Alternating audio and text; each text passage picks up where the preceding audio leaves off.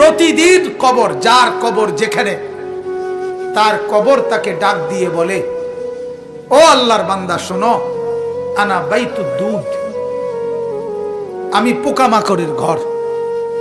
আমার বাপ শুনেন, যুবক আপনারাও শুনেন, আপনারাও শুনেন, কবর কিন্তু নির্দিষ্ট কোনো বয়সে যায় না বাপ। প্রতিদিন কোলের বাচ্চাও কবরে যায়, 90 বছরের বুড়াও কবরে যায়, 16 বছরের 20 বছরের তাকড়া জওয়ানও কবরে যায়। কবরস্থানে সব ধরনের লাশ আছে। এজন্য কবর ডেকে বলে, ও আল্লাহর বান্দা, আমি পোকামাকড়ের ঘর। সেই ব্যক্তি যে একটা মশারি ছাড়া, একটা সামান্য মশার কামড় সহ্য করতে পারো না, একটা মশা কানের কাছ দিয়ে গেলে তোমার ঘুম ভাঙ্গা যায়, মশারি টাঙ্গাও, কয়েল জ্বালাও, অ্যারোসল লাগাও, এত কিছু করে তুমি মশার একটা আওয়াজ থেকে, কামড় থেকে বাঁচতে চাও। হায় আল্লাহর বান্দা, তো বছরের পর বছর, শত শত বছর কবরের মধ্যে এই পোকামাকড়ের ঘরে কেমনে থাকবে?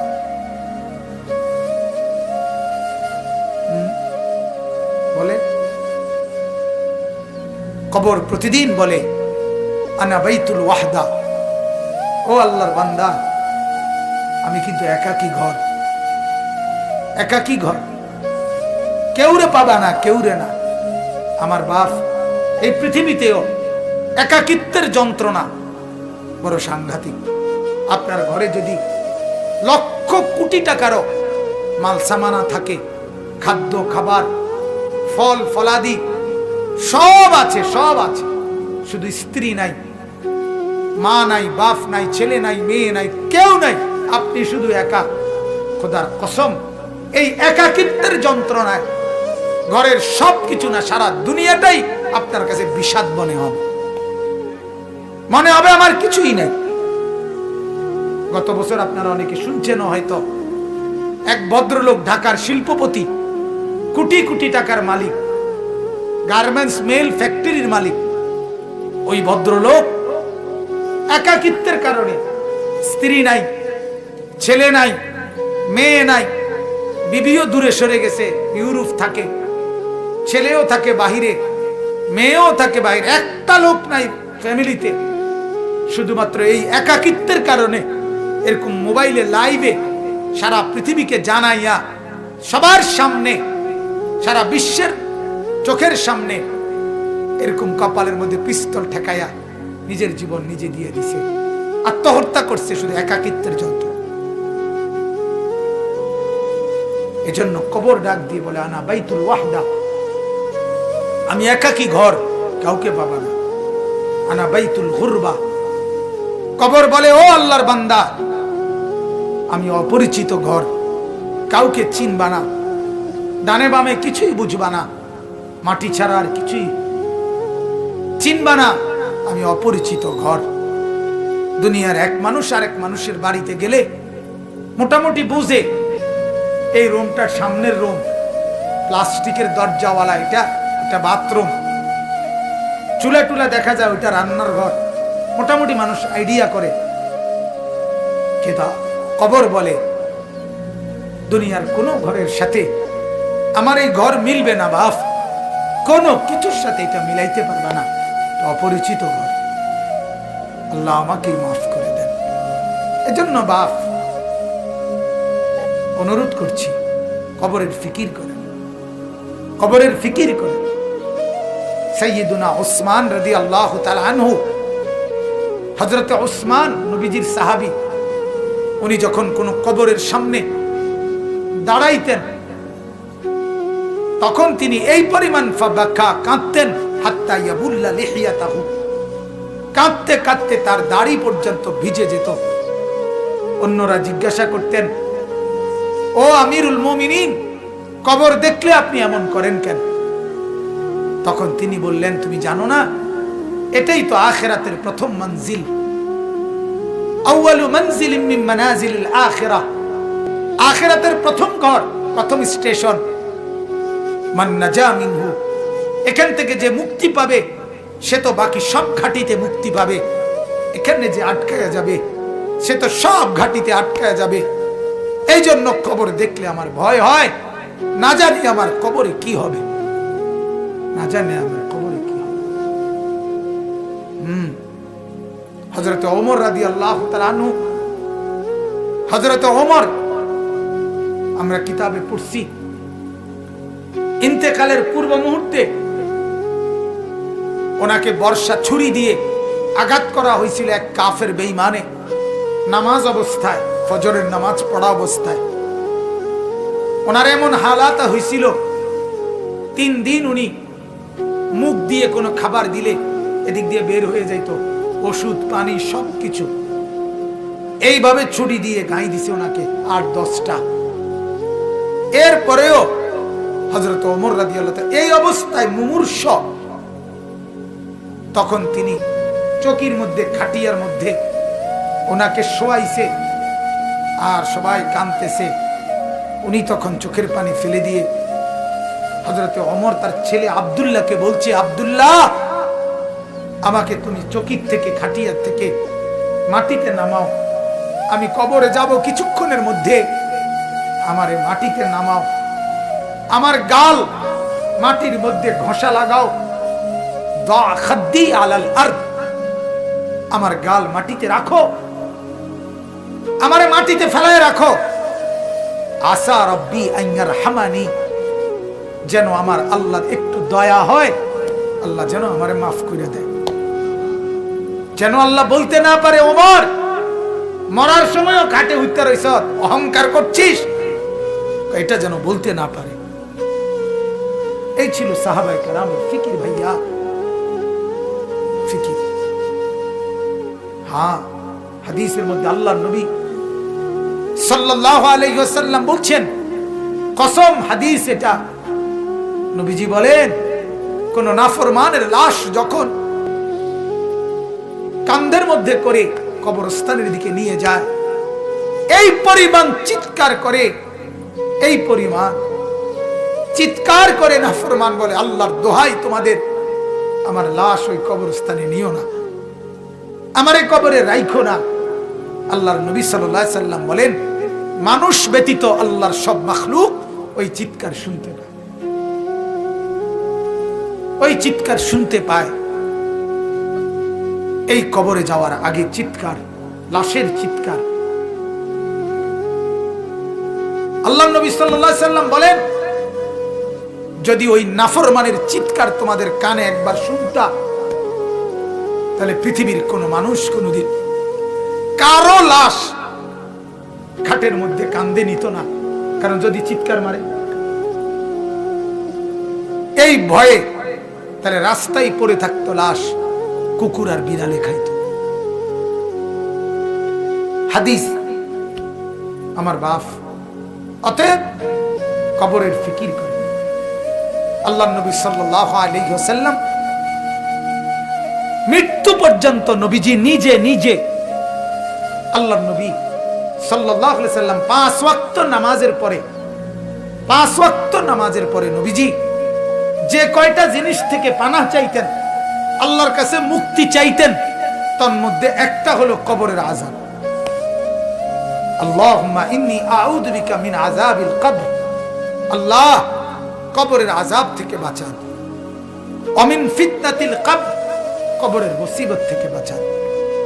আল্লাহর নবী সাল্লাল্লাহু আলাইহি সাল্লাম বলেন, কোন নাফরমান যখন কবরে প্রশ্নের জবাব দিতে পারবে না, তখন আল্লাহ তাআলার পক্ষ থেকে বলা হবে, ফাআফরিশুহু মিনান নার ওয়ালবাসুহু মিনান নার ওয়াফতাহু লাহু বাবান ইলান নার। ও ফেরেশতারা, এই নাফরমানের কবরে জাহান্নামের বিছানা বিছায় দাও, জাহান্নামের পোশাক পরায় দাও, জাহান্নাম বরাবর দরজা খুলে দাও। কিয়ামত পর্যন্ত এভাবে জাহান্নামের আগুনের পোশাক আর বিছানার মধ্যেই ধাউ ধাউ করে জ্বলবে। আল্লাহর নবী সাল্লাল্লাহু আলাইহি সাল্লাম বলেন, নাফরমানের কবরে এমন একজন ফেরেশতাকে পাঠানো হবে, যেই ফেরেশতা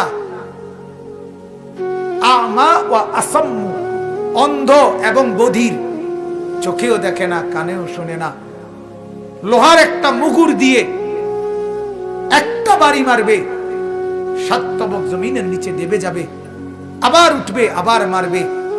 আর ওই নাফরমান কবরে চিৎকার করবে, ভীষণ কান্নাকাটি করবে। কিন্তু ওই ফেরেশতা তো চোখেও দেখে না, কানেও শোনে না, তোমার চিল্লানি শুনবে কি? আল্লাহ আমাকে মাফ করে দেন। এজন্য রাত গভীরে আপনাদেরকে বললাম, ভাই আমাকেও বললাম, উসিকুম ওয়া ইয়া, আপনাদেরকেও নসিহত করছি, আমাকেও। প্রত্যেকে কবরের প্রস্তুতি নেই। আল্লাহ তাআলা বলছে, বান্দা কি হলো? বান্দা হলোটা কি? মাটির উপরে একটা ঘর, সেটারে কত যত্ন করে সাজাইলা, কত দামি টাইলস, কত খাট পালং সোফা, ফার্নিচার, ফ্রিজ, এসি, দরজা জানালা, কত সুন্দর করে মাটির উপরের ঘর সাজাইলা। আহা বান্দা, তুমি কি জানো না মাটির নিচেও তো তোমার আরেকটা ঘর আছে, সে ঘরের নাম কবর। ওইটাকে সাজাইলা না কেন? ওই ঘর সাজাইলা না কেন? মাটির উপরের ঘর যদি সাজে খাট পালং আর সোফা দিয়ে, তো মাটির নিচের ঘর সাজে জিকির তাসবিহ তেলাওয়াত দিয়ে, আল্লাহ তাআলার গোলামি দিয়ে, সেজদা দিয়ে, নামাজ দিয়ে, হালাল ভক্ষণ করে কবরের ঘর সাজাইতে হয়। নেক আমলের পুঁজি নিয়ে যদি কবর সাজান, তো কবরটাকেই আল্লাহ তাআলা ফেরেশতাকে বলবে, ফাআফরিশুহু মিনাল জান্নাহ ওয়ালবাসুহু মিনাল জান্নাহ, আমার বান্দার কবরকে জান্নাতের বিছানা বিছায়া দাও, জান্নাতের পোশাক পরায়া দাও, জান্নাত বরাবর দরজা খুলে দাও, কবরটা চতুর্দিকে 70 হাত প্রশস্ত করে দাও। এরপরে এভাবে করার পরে নেককারের কাছে সুন্দর হাসানুল ওয়াজহ, সুন্দর চেহারার আকৃতির এক নওজোয়ান আসবে। তখন কবর ব্যক্তি বলবে, আমি তো আপনাকে চিনলাম না। তখন সে বলবে, আনা আমালুকা সালিহ, আমি তোমার সারা জিন্দেগীর নেক আমল। আজ প্রস্তুতি নাও, জান্নাতে তোমার বন্ধুদের সাথে, জান্নাতের মেহমানদের সাথে, তোমার আত্মীয়দের সাথে মিলিত হবে। এটার খুশখবরই আমি তোমাকে দিতে আসছি। হাদিসে আছে, আল্লাহর নবী বলেন, তখন নেককার কবরবাসী বলবে আল্লাহর কাছে, ইয়া রাব্বি আকিমিস সাআ হাত্তা ইয়ারজিআ ইলা আহলি, আল্লাহ আরে জলদি কিয়ামত শুরু করে দেন, আমি আমার পরিবারের কাছে ফিরে যেতে চাই। মানে জান্নাতে যেতে চাই, জান্নাতে যেতে চাই। এজন্য কবরকে ভয় করেন। আপনি আমি প্রতিদিন দেখতেছি, প্রতিদিন মানুষ কবরে যায়, যায় কিনা বাপ? ওরা কেউ মরতে চায় নাই, কিন্তু মৃত্যু তাদের কাউকে রাখে নাই। কেউ মরতে চায় না, কেউ না। একেবারে 120 বছরের বুড়ো মানুষটাকেও, 120 বছরের বুড়ো মিয়া, তারেও মানুষ ডাক্তার দেখায়, তারেও হসপিটালে ভর্তি করায়, তারেও তো চেষ্টা করে আমার 120 বছরের দাদা যেন না মরে, আমার 120 বছরের বাপ যেন না মরে। তিনিও মরতে চান না, কিন্তু কবরে ডাক দিয়ে বলে, আমি কাউকে থাকতে দেই না।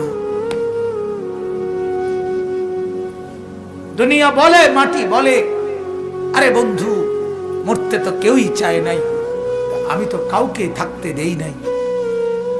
ফেরাউন তো মরতে চায় নাই, নমরুদ তো মরতে চায় নাই, সাদ্দাদ আর কারুন তো মরতে চায় নাই, কিন্তু মৃত্যু তো তাকে ছাড়ে নাই। ছাড়ছে কিনা ভাইয়া? নওজোয়ান, কি রঙের গুড্ডি উড়াইতেছ বাপ? কি রঙের ঘুড়ি উড়াচ্ছ?